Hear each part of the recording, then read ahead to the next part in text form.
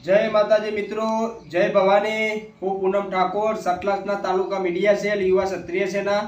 હવે હું વાત કરવા જઈ રહ્યો છું ભવાની ધામ વિશેની। ભવાની ધામ બનવાથી આપણને શું શું ફાયદા થવાના છે એ હું આજે તમને જણાવીશ।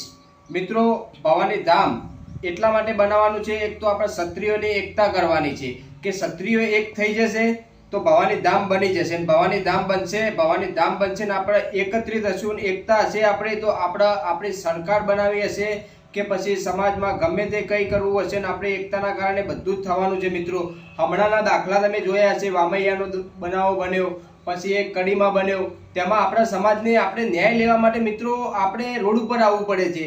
તમે એટલું વિચારો કે આપણે ક્ષત્રિયો જે ન્યાય કરવા વાળા છીએ અને આપણે ન્યાય લેવા માટે આપણે રખડવું પડે મિત્રો અત્યારે, કારણ કે સરકારમાં આપણું કોઈ મહત્વ નથી। ક્ષત્રિયોને બધું ખતમ જ કરવાની વાત છે મિત્રો। બાકી ક્ષત્રિયો જો એક થશે ને તો આપણો ઇતિહાસ પણ ફરીથી લખાશે।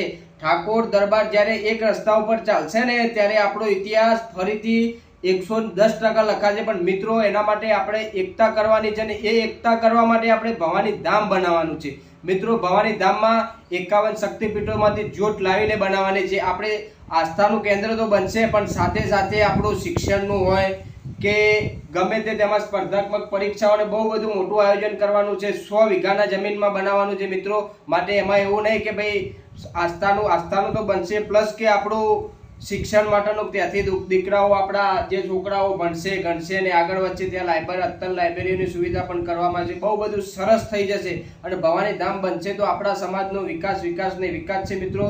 માટે ભવિષ્યમાં આપણું ભવાની ધામ જલ્દી બની જાય માટે મિત્રો બે હાથ જોડીને વિનંતી કરું છું કે તમે અભિજીતસિંહ બાપુને સમર્થન કરો અને જોડાવો યુવા ક્ષત્રિય સેનામાં। માટે જલ્દી આપણું ભવાની ધામ બની જાય અને આપણી એકતાનું પણ લોકોને ખબર પડી જાય। માટે મિત્રો જલ્દીથી જોડાઓ। જય માતાજી, જય ભવાની।